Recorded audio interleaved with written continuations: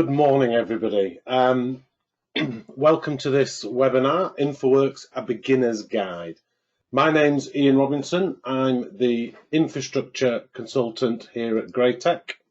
I've been doing this for over 18 years now, so my main role is to train, consult, present, generally evangelize geospatial, civil engineering and BIM software. This basically includes things like AutoCAD Map 3D, Civil 3D, Infraworks, which is what we're covering today, vehicle tracking, recap for your point clouds, Navisworks as well for federated models and clash detection. I work for Graitec. Now, here at Graitec, there's 4 pillars to what we do. We create, simulate, fabricate, and manage. And basically, we work with the Autodesk portfolio with our own Power Pack enhancements to aid the creation of construction and manufacturing deliverables. We then combine this with the use of our own simulation products to verify those deliverables, and this enables us to drive them into the fabrication process, which we also manage the deliverables of, and then through to our CDE products, which link to internal and external platforms. So this class is very much in the create phase of the project using Infraworks. Touches a little bit on Revit and Civil 3D, but it's essentially a beginner's guide to Infraworks. So it's going to be talking about the early stage design. We're going to make a 3D model of a proposed development, and we'll also touch a little bit on BIM 360 as well. OpenTree we've got works with that really nicely. Up and coming webinars. This is actually the first in a series of webinars. I'm just going to pause a second while I move this panel across the screen because I can't see. There we go. I can check that you're if there's any questions coming in. I am on my own today, so if any questions come in, don't expect immediate answers, but I'll keep an eye on them and I can answer at the end. All right, let's go back to it. So this is the first in a series of webinars. I've had a lot of requests for this sort of thing. People new to the AEC collection and want to know what to really do with Infraworks. This webinar will give you the basics, including the principles of Infraworks, what it is, what it will do for you, how it works, the what, the where, the how, if you like. I will be following this up in more detail with things like libraries, how to save and reuse them, also working with multiple surfaces, which is a relatively new feature, how to get some rudimentary quantities out of your model, various elements that we can get quantities out of, and we'll finish up the round with how to share your model and ideas as well. Doesn't seem to be on the list that though, does it? No. Oh yeah, sharing, there it is. It's in a different order. They changed the order for me. Thanks, guys. But anyway, it's there. So we'll be sharing as well your models and ideas. There will be some bonus features in these webinars because some of the subjects, quite frankly, are quite short. So I'll be doing extra things in there as well. They'll all be roughly 45 minutes long on average, no more than an hour. But I will fill them up with additional bonus features as well. After I finish with Infraworks, I'll then be continuing with the theme of new to some, and we'll look at the GIS tools that are available to all AutoCAD users. Users with, if you've got AutoCAD, you can now install AutoCAD Map 3D, and I'll be showing you what you can do with your GI data. And then lastly, I'll be looking at the new collaboration for Civil 3D tools in Autodesk BIM 360. If you missed my class at the Graitec BIM Up conference, if you're part of the Graitec Advantage, that will be online soon. If you're not, I'm going to be doing a very similar one in here. For all future webinars, you can select that link here. Now, this presentation is available as a PDF download. Sorry, I've just we've got a question in. I'll answer that in a minute. It is available for a PDF download, so if you go to the handouts area, you can see that we've got a download, and there'll be a few links on there that you can use, including this one, which you can go to the future events. For past events, they're all on our on-demand portal at Graitec. Not all of them, but all the important ones, I think, all the ones that my boss deemed worthy, I guess. They're all on our on-demand portal. Again, that is a link that you can use on the download, on the handout is the word I was looking for. Or you can just go to our website and you'll see them all there. And we've also got our blogs as well, so you can subscribe to our blogs. We regularly blog about all sorts of subjects as well. Right, we have a poll. While I'm setting up that poll, let me just pull that question out, because the question I think is relevant. Is this being recorded? Yes, it is being recorded.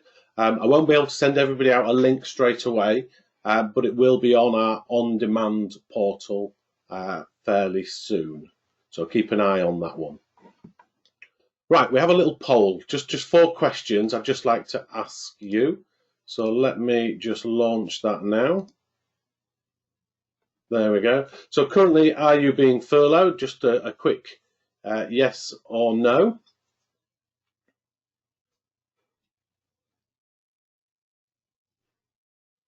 Nearly everybody's voted. Great to see lots of no's. This is brilliant news. Okay, I'll close the poll in a minute. Okay, let's go with that one. Okay, next. Oh, some people are saying they cannot answer. I guess you may be on mobiles or whatever. That's fine. Next poll. Launch that one. Are you currently working from home? If you can tick all that apply. So are you working from home a little bit of the time, sometime in the office, or full-time in the office, or full-time at home, or not applicable because you're not working? You're either on furlough or annual leave or something like that. Nearly everybody's voted. I will close that in a minute. David, I'm getting yours in the question box. Thanks for that. Okay, let's close that poll and go to the next one. Nearly everybody was working from home there, which is good. Some on site. Do you have access to the AEC collection, AutoCAD, Map 3D, Civil 3D, and Infraworks? And again, just tick all that apply. These are all anonymous, by the way. I'm not going to ring you up later and try and flog you anything. I have no idea what you're all picking at this stage. So, okay, nearly everybody's voted, and I will close the poll in a second. Cool, great to see. And next question, and the final question, are you using Infraworks? So you're either using it all the time, yes, or you're using it some of the time, or you've got it but you've never used it, or you just don't have Infraworks and you just want to know what all the hub is about. Okay, that poll is coming up with results as expected, which is great. So the majority of people have it but have never used it. Oh, actually, it's just gone evens between people who have it and not used it and people who don't have it. And then there's a couple of you who've used it some of the time, and 1 or 2 do use it quite regularly, which is great to see. Brilliant. Thank you for that, everybody. And let's move on.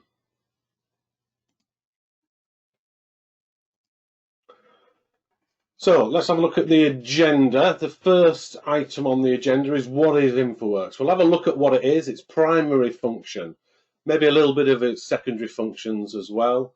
Also, what is the software? Is it GIS software? Is it design software? Is it collaboration software? We'll have a look at that and answer all them questions. We'll then have a look at what you need for it to work. What information do you need to make it actually work for you? Then we'll just go ahead and sketch out some ideas. We're going to do some preliminary design. Bit of a spoiler alert, that's its main. That's one of its main functions. And then we're going to present them results. And again, another spoiler alert, that's another function of of Infraworks. So let's start with what is Infraworks. It's a preliminary design and a conceptual design tool.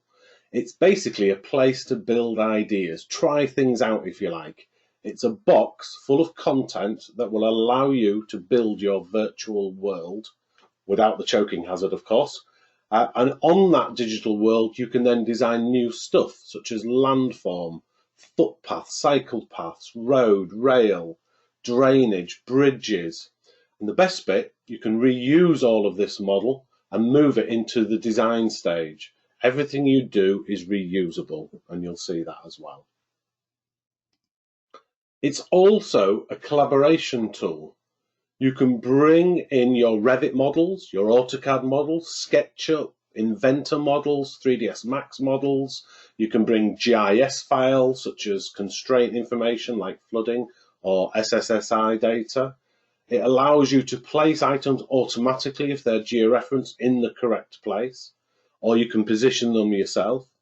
It's not a replacement for Navisworks, but in the early stage design, it is a way to bring different disciplines together very quickly and very easily. Navisworks is a whole new game. It's also a presentation tool. And again, it's not a replacement for things like 3ds Max. You won't get photorealistic images and videos out, but at any stage of the design process, you can quickly get out images, videos, and you can even share it on the internet.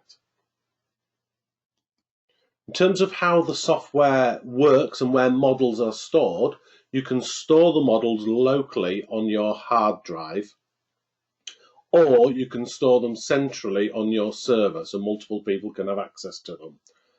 And a third place is you can also store them in the cloud using Autodesk BIM 360 docs. They can all be stored there, and that's a great way of sharing things. You can control access to the model to specific people or teams or even companies if you're using the BIM 360 docs. So again, it's really useful for collaborating across disciplines and across major projects where you've got multiple people, multiple companies working.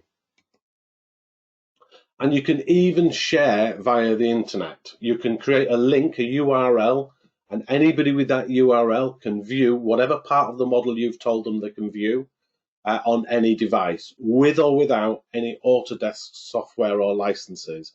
And again, I aim to show you that as well today. Getting the data required. Now, when I first thought about doing the beginner's guide, I thought, well, I'll probably spend the first half hour talking to you about data, getting the information. But I've already done that in other webinars. In terms of actual getting data out, I did one called the JISBIM Conundrum. I know it's a funny title. That was it was meant to be like that.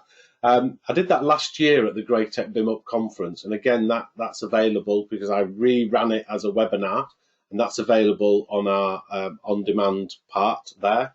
So if you want a beginner's guide to digital data, go to that link. Again, it's on the handout, and you'll be able to understand what digital data we're talking about, where we can get that digital data from, and stuff like that. So in this one, I'm going to concentrate on the functionality of Infraworks. The data I will just briefly touch on because that's already done in there. I didn't think you'd want to sit here for an extra half hour while I went through that again. So that's the what is Infraworks and getting the data required. Now we're going to sketch out your ideas and just present the results. So let's get straight in and have a look.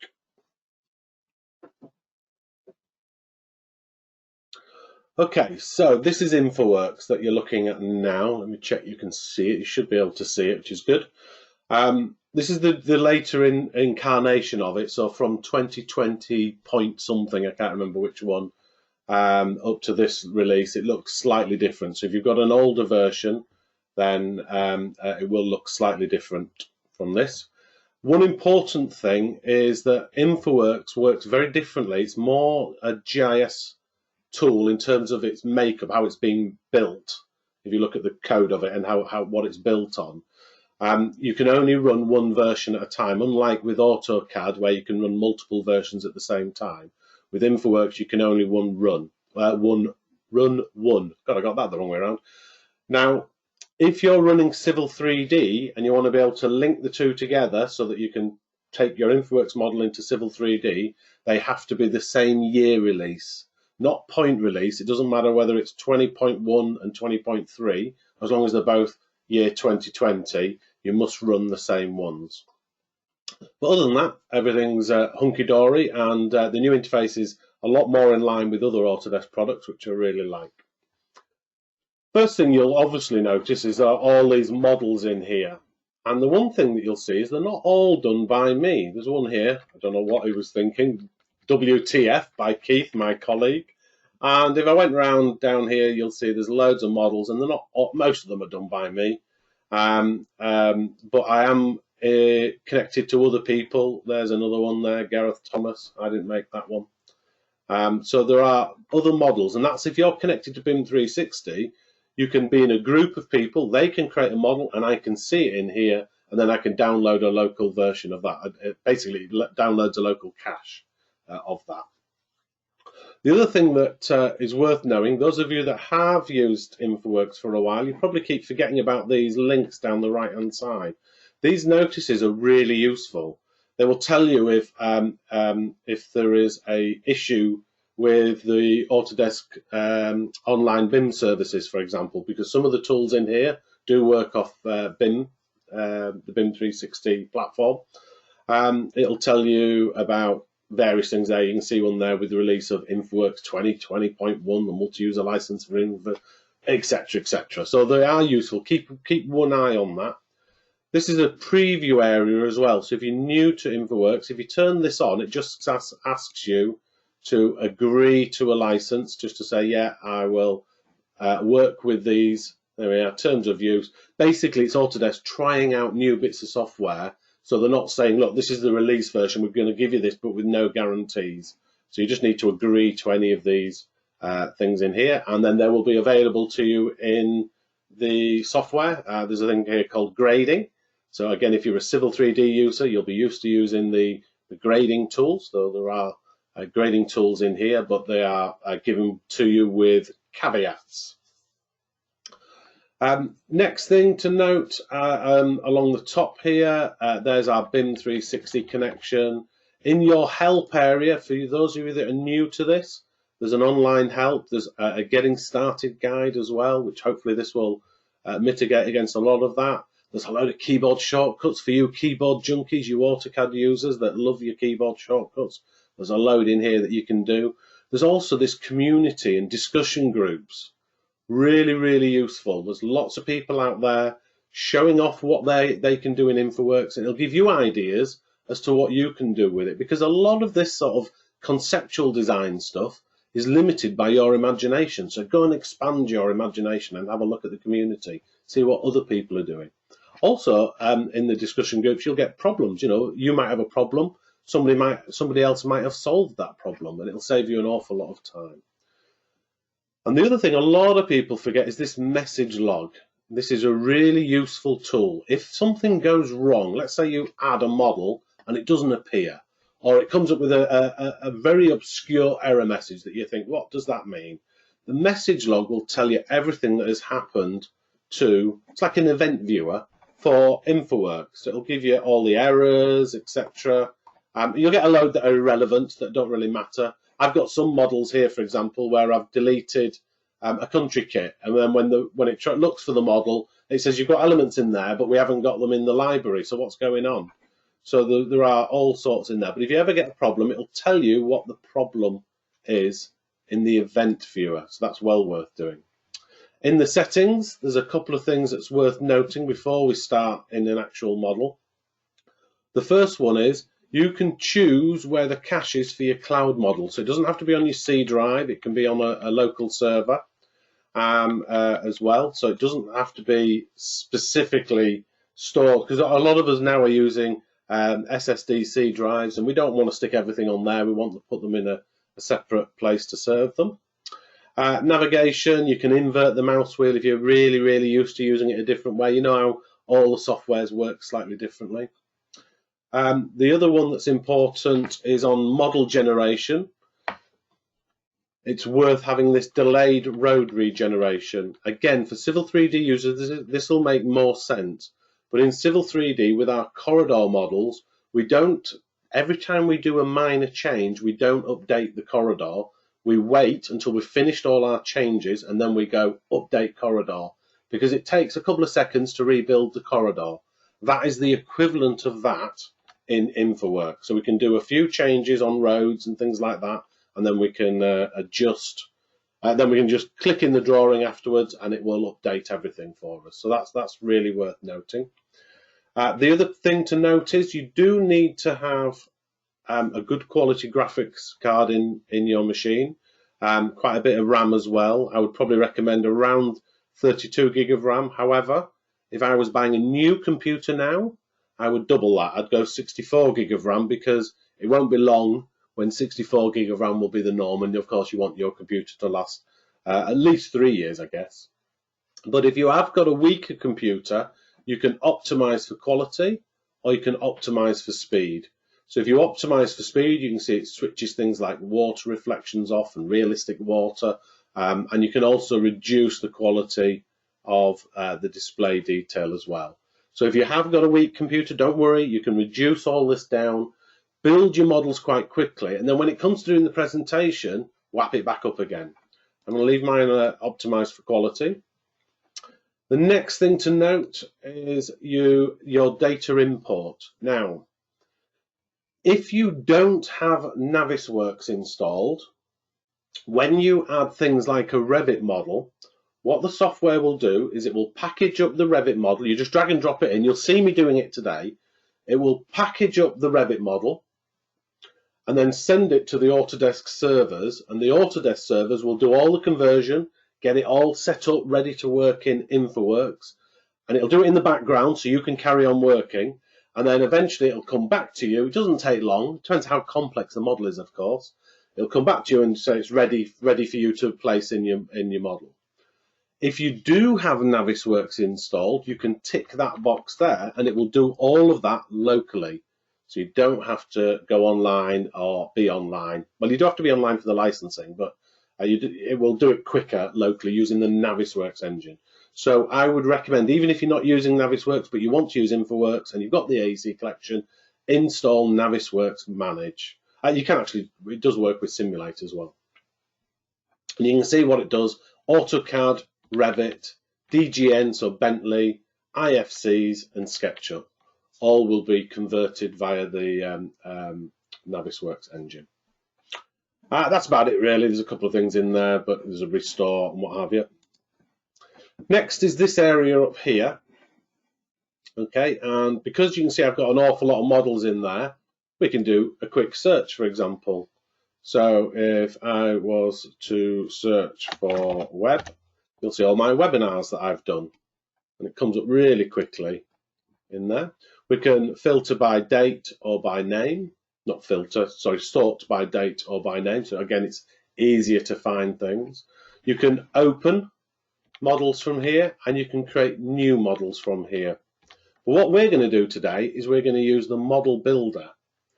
And this is really good if you've got no data at all. You've got nothing at all. All you've seen is you've got an idea of, or somebody said we need to place a new building in this village to solve this problem, then we can just start here. And if I just go to the UK and what have you, and the area I'm going to be working in is Glenridding. Anybody been to Glenridding? Have you ever walked Helvellyn? This is the village you would go to. It suffered quite badly from the floods in 2005, I think it was it? Where the little stream, if I turn the aerial on, little stream down here, caused a lot, and obviously the lake flooded badly in 2005 as well. 15, not 5, 2015. So we're going to work in this area here, and what we can say is we can just zoom to an area and say, right, let's just grab all of that, or we can say no, we just want to grab a small area of it. Note it's limited to 200 square kilometers, so it's a really big area that you can get from here. or we can do a polygon, you know, any shape that we want, like so. Double click to finish. These are all editable now as well, which is quite nice. We can add points in, etc. Or we can import a shape file, and you'll see a lot of my other webinars, that's exactly what I would do. I would import a shape file to say this is the area that I want.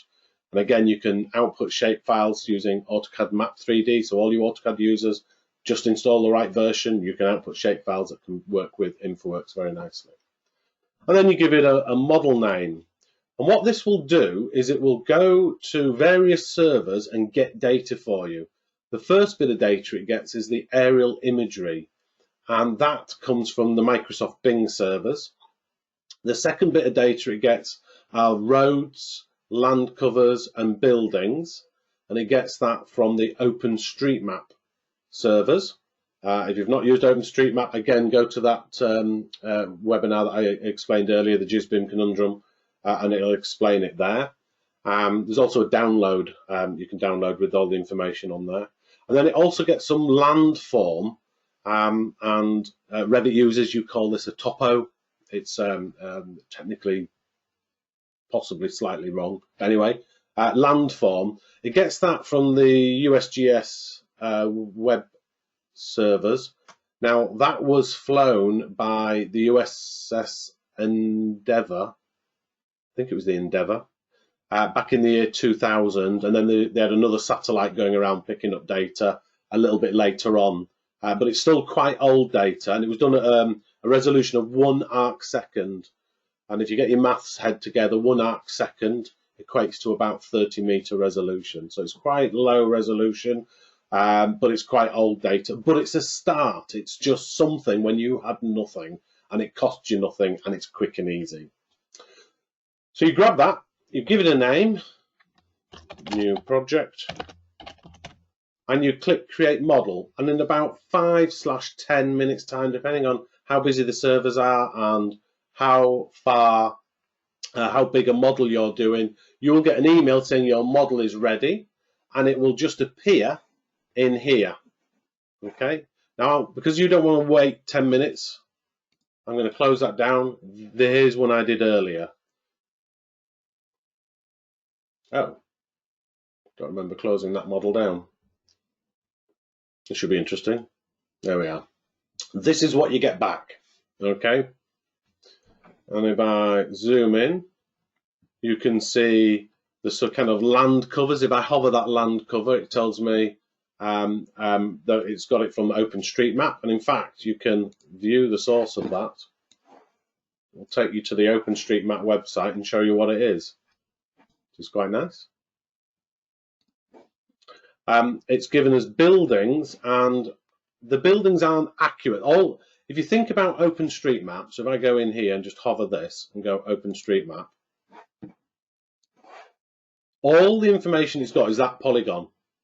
So what Infraworks is going to do, just to give you some 3D information, is it's going to extrude that up by a set value. It's usually either a kind of fairly set value, or sometimes the data of the height of the building has been captured by whoever captures this. If you don't know what OpenStreetMap is, it's a crowdsourced mapping application. You can add your own stuff in here. So I could go there, measure that building, and add that information and say this building is a certain height. If that height information is in there, then the building will be extruded up to the correct height. It isn't in this case, because I know what that is. And shadows went a bit funny there, didn't they? Okay, but it gets them buildings and gives you some height. The land data, you can see, isn't too bad. It's not great when you start talking about a smaller model. So if I was going to build on this bit of land here, okay, I know that this stream here is it's not flat. You know, this is a 30-meter resolution. So what we can do is we can get some better quality land data. Now, before I do that, If I wanted my model this big and I'm just going to work in this small area, but the reason why I want it that big is because I'm going to do flyovers and I want it in some quite large context. What you could do is, while you're working, make the model smaller.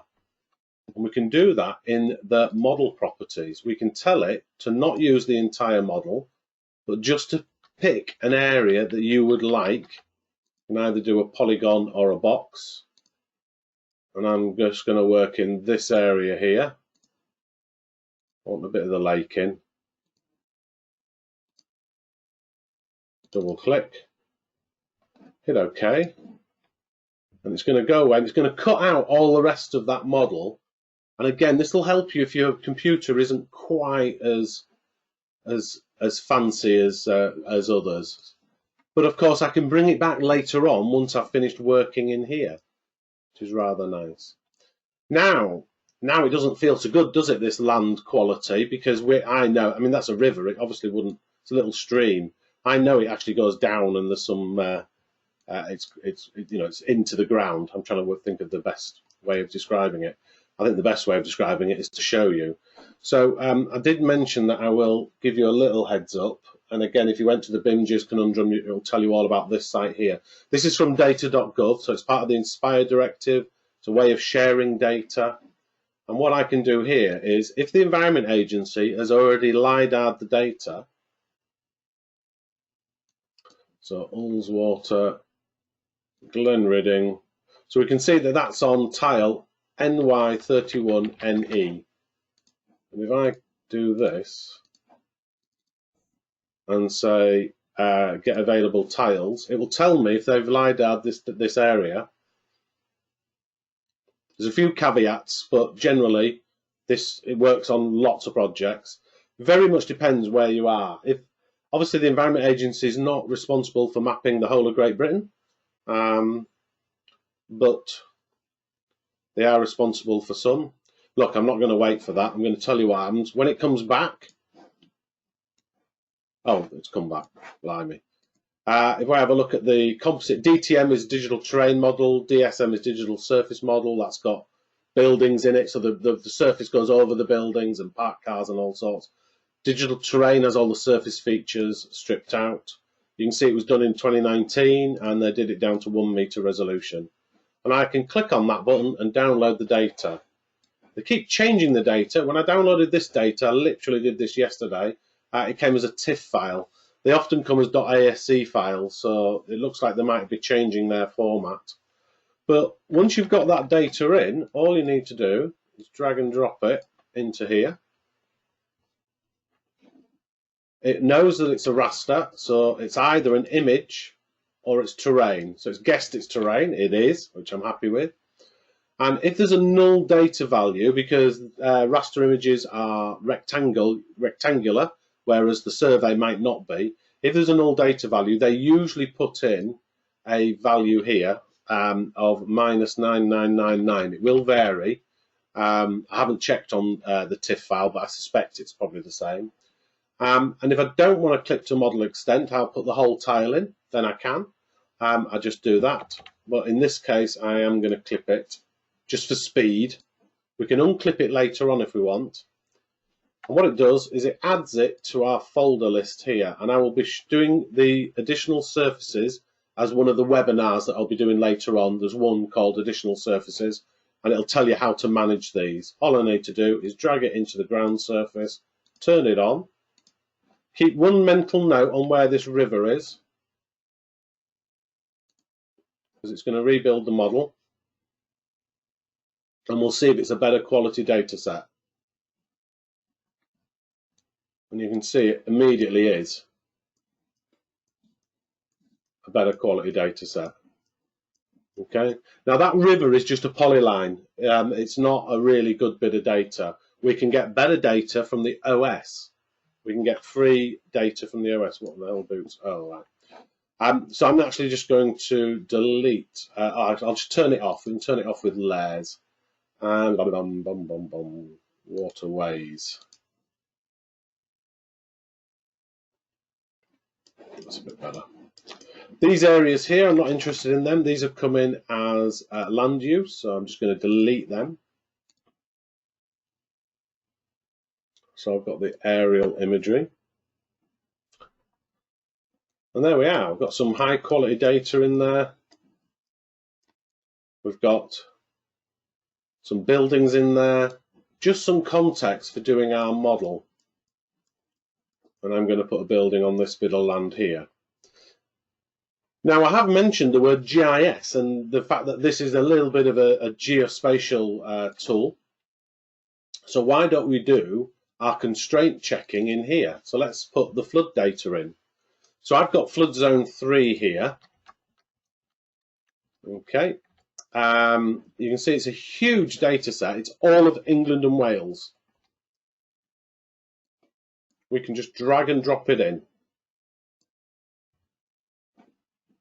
All I need to do is tell it it's a coverage area, and it will drape it on the land if I tell it it's a coverage area. Coverage areas are literally just areas that cover the land. There's a few things you can do with them, and we'll be having a look at them. I'm going to have to go quick though.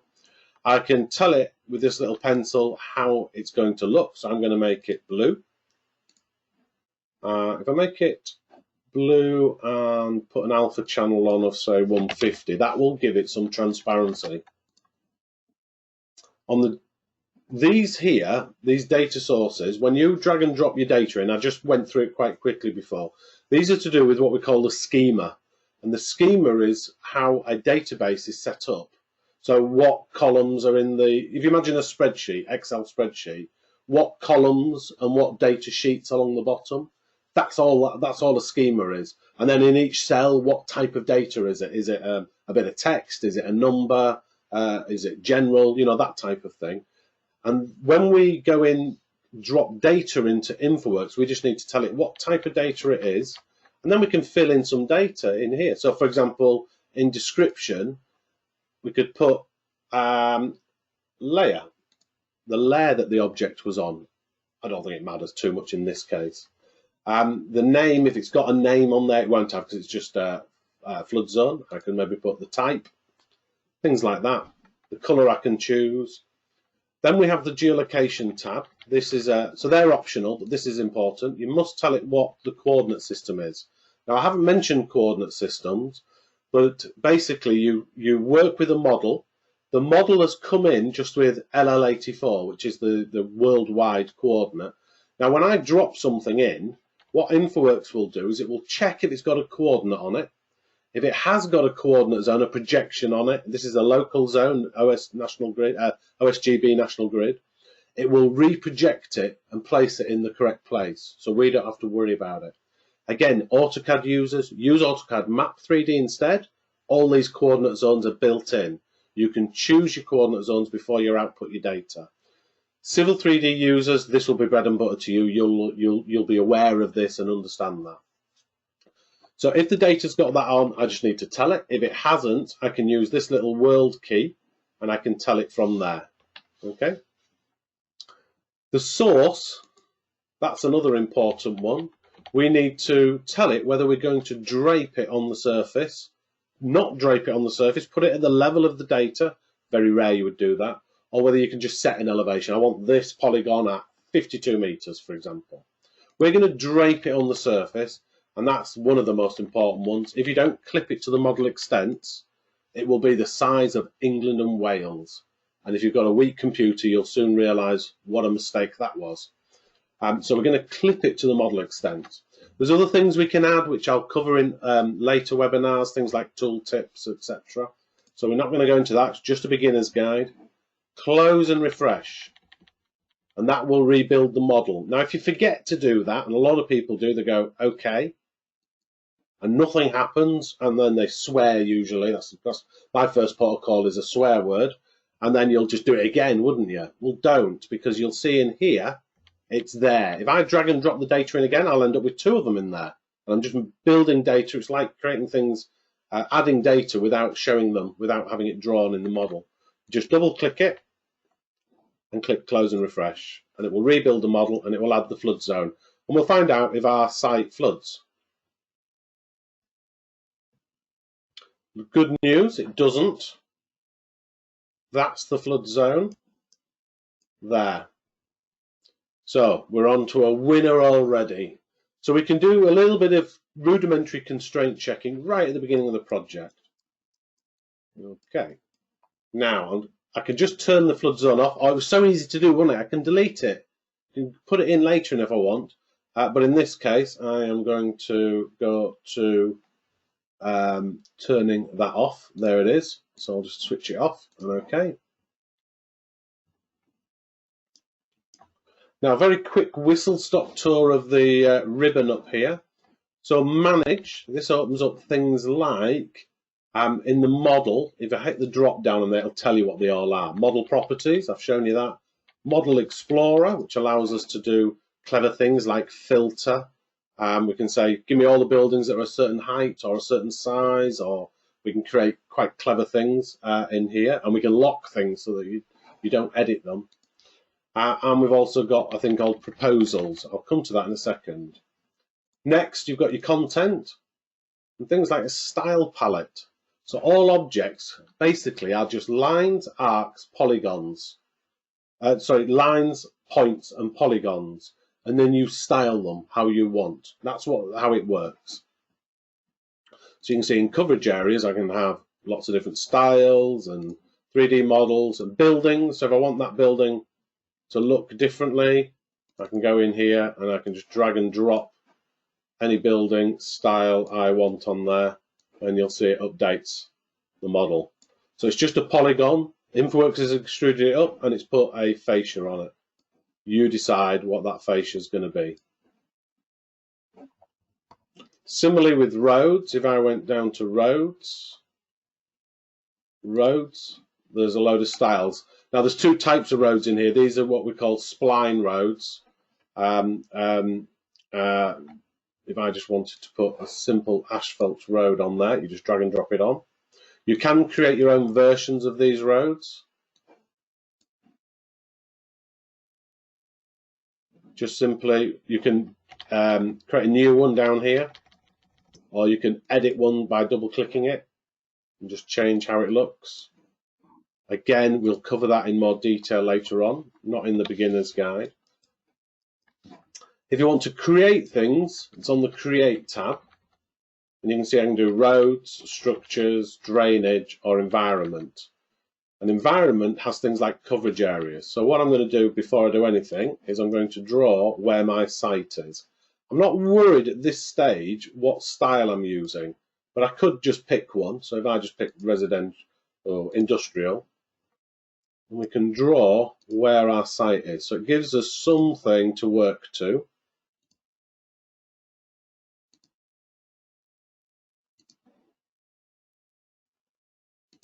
Double click to finish. It tells us the area, which is quite useful. And there is our coverage area. So that is just a land area that is draped on the surface. Now, if I wanted that to be a different material, we can go to our style palettes and we can say materials. There they are. And I've got one called terrain, and there's a load in there. So if I wanted that to be sand, drag and drop it on. That is now sand. It's quite detailed. Or if I wanted it to be grass. Did I click terrain hole there? Don't know what I did. Grass. Let's put it as grass. Now it's grass. All of these styles can be made. You can make your own styles. Okay, so everything you do can be created. So for example, these barriers, I created one called a wood fence. I haven't bothered putting the image on it, but maybe I want to put a fence around my site. I can go to barriers, there's barriers. Pick a fence.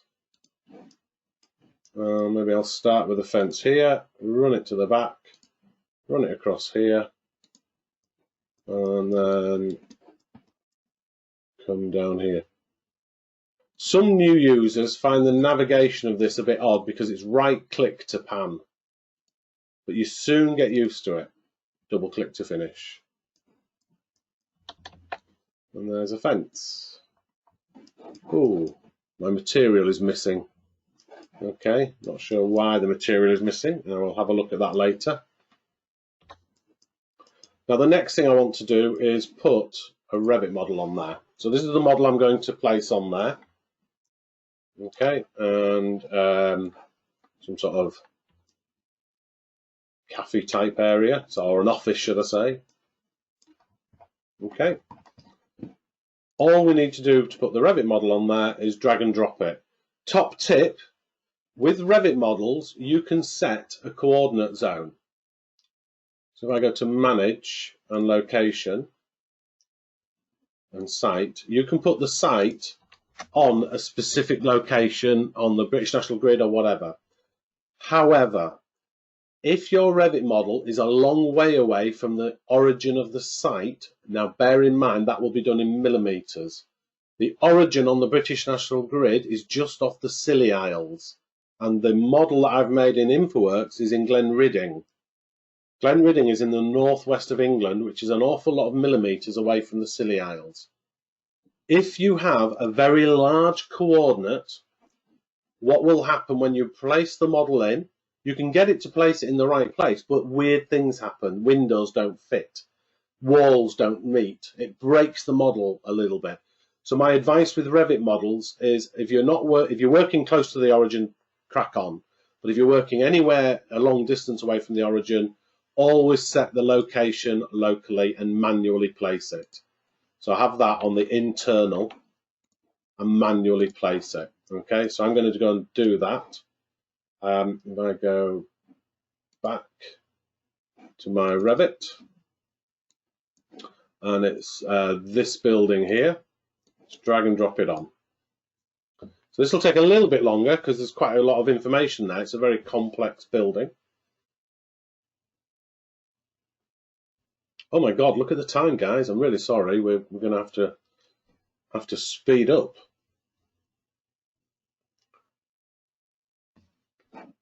Okay. I says speed up as it starts spending ages doing the bit that's the longest. Thing to note with this is I'm doing this via the Navisworks installation, so it's going to do the conversion for me now locally. It's not packaging it up and sending it to Autodesk. The advantage of packaging up and sending it to Autodesk is even by now I would be carrying on working. Right, here we are. Here's our model. Now, job number one. First thing I'm going to check is I'm going to go to the 3D model tab because it will give me a preview of the model, and I will have a look to see if anything weird has happened. And I'm looking for things like these windows not fitting, have shifted slightly, or gaps in the walls. And I can tell you now that's perfect, and that's because we're not working a long way from the origin. So I'm happy with that. The other thing is we've got this thing about simplifying the model. It's called LOD, level of detail. And with Infraworks, we can have millions of items in there. And as you zoom away, you don't want to see the detail. It's a bit like when you're on Google Maps and you zoom out, you don't need to see every building as you zoom out and see the whole of a country. It's the same as that. So it's a way of protecting your computer. It's not trying to render up 30,000 trees with every leaf on every tree being an actual image. It dumbs them down. So I would make sure for these sort of buildings, you don't want it to dumb down when you zoom away from it. So set them to direct display and it won't dumb them down. Because obviously that's going to be my focus point. On the geolocation tab, you'll notice it says international feet. Don't worry about that. Revit has an SQLite database that is set to international feet. If you're in the UK or anywhere in Europe that uses millimeters, it does an on-the-fly conversion, so you don't notice that the database is running in international feet. So leave it on international feet. And in terms of the coordination of it, you just need to probably set it to center 2D. So you're going to pick, it's like making the base point the center of the building. So that's where I can place it. So that's quite useful. And then interactively place it. It should land on my mouse. There it is. So I'm just going to double click to place it. Close and refresh, and then we'll position it. So there's my Revit model. So what I'll do here is I will spin it round. You've got nice grips here. Now the grips do vary depending on whether you're in plan or not on certain models. So I'm going to spin that right round. The right way around. Yep. And then we've got our XYZ move. So if I want to move it up, I pick the blue one. If I want to move it in the Y, or sorry, in the X, or in the Y. And if I just want to move it freehand on the XY plane, you pick the square. Okay. So we can move it. The grip on the top of it, this grip on the top of it is a scale grip. And you can just single click it and type in the height. I'm just going to copy that height so that I can get back to it. But you can also just pick it and scale things. So if you bring it in and it is in the wrong scale, just go in and set the height. Okay, I'm going to place that back to where it was, like so. And there we are. Now, it's currently on a bit of wibbly wobbly land, isn't it? So we could do with it on a bit of flat land. So what I'm going to do is I'm going to place some gravel around it and have a little car parking area in gravel. And again, we can use coverage area. Now, I haven't got one called gravel, so I'll just randomly pick one. I'm not really fussed. And what we'll do is I will place some gravel in.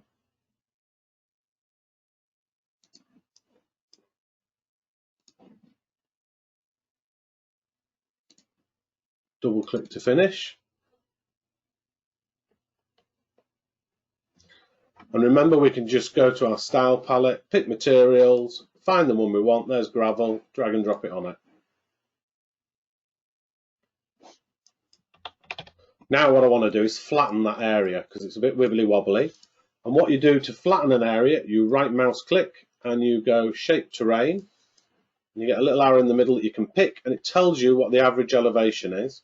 And I can type in whatever elevation I want. I like nice round numbers and just hit enter. And it's going to flatten that now. So that's now a nice flat area. My building is kind of hovering in the air, not a problem. Just pick it, pick the Z grip, drop it down. Then we'll just quickly place some people in there, and I'm going to overrun, I apologise. So in the environment, you'll see you've got city furniture, points of interest. You can pick any of these two, doesn't really matter which. And if you just type people, you can put some people in. Just click, double click, click, double click. Guy waving at somebody inside. Better put somebody inside, haven't we? A standing man inside. Double click.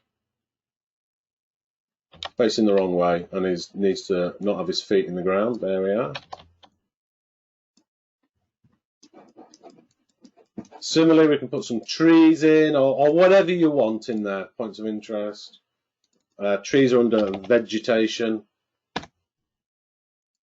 Let's put in a big birch tree,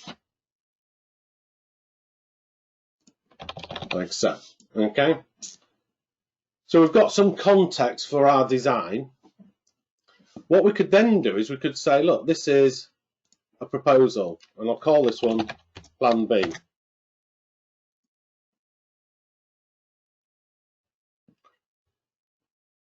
Edit it and create another proposal. Now, to save time, I've already done that. I did Plan A. Now you can just switch between the proposals. So you can just do options, just work out what the best option is, and just bring them all in. Oh, look, I've got my fence thing in there. There's Plan A. More trees, different people. The building is the opposite way around. We can design roads differently, etc. So you can create what you want. Now we can use bookmarks. And you'll see I've already created one called Site. Infraworks is actually just Planet Earth with your model on it. So we can create bookmarks anywhere in the world, or models anywhere in the world. So I'll just go in here. I'll say this is going to be one of my views. And I can create a bookmark from it. Add a bookmark. Front. And then we can just flick between them. Now I promised that you can get images and videos out, so let's quickly finish up with that. So if we go to present, you have in here storyboards, watermarks. We can add watermarks in there. Again, we'll cover that in a later one. And we can create snapshots. So this allows me just to create snapshots. So let me put that in my beginner's guide. I'll just call it snapshot. We can choose resolution, or I can use the viewport resolution. Now the good thing here is you can actually set the resolution really high, and it will create a really high resolution picture, which is fabulous.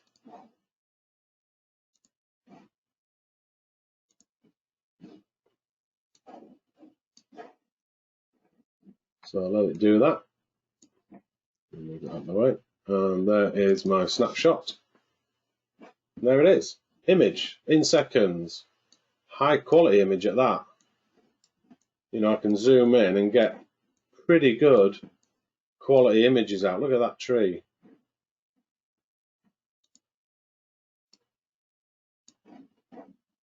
Which is rather nice. We can also create a storyboard. And storyboards are really useful. We can, again, go into more detail. We have run out of time. We can just give it a name. We'll just call it site option A. And we can just go in and add camera paths. So if I go and add a camera path, it will start at this view here. And then maybe I want to go to this view here. I can just add in a new one. And then maybe zoom in to the building, like so, and add a new one.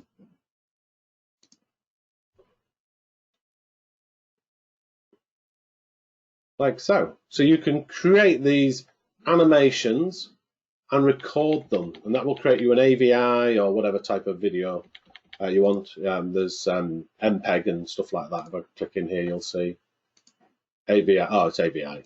No, you can do more than that. Uncompressed video, yeah, Windows Media, DV video, and an MPEG video. Okay, so you can basically create whichever compressor you want to use, but they're AVIs. We can also do sun analysis as well. So if I was to go into analyze, no, come on in. It is in here. Oh, hang on. You know they've changed it all, and I just want to know where it is. I don't know why I've forgotten. I've forgotten. I know people there saying, I know where it is, Ian. There it is, sun and sky in display. So here's the sun and sky, and what we can do is we can adjust the time of day. Even does a nice sunset. And we can adjust the date. And we can adjust the wind direction. And even the wind speed. This is the northwest. So obviously it's a bit cloudier normally. But if you want to present that, you can, because what we can do here is we can also add in a sun and time animation in here. So if I go fade from black, set it to either time of day, day of the year, fixed day and time, and then you can just choose what day, what start time. So I'll start at 6, roughly 6, finish at about 11, and hit play. And it does the video. That's me without my hands touching. And you can add all of these things together.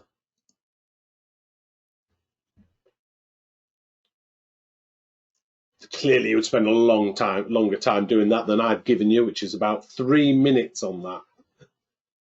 Just to tidy this up, I will add in a title, drag it to the front, give this one here, new site, option A, and I will go fade out and cut in. Okay, and I just need to drag them over. Oh, drag that one over, drag that one over, like so. Stop, hit play.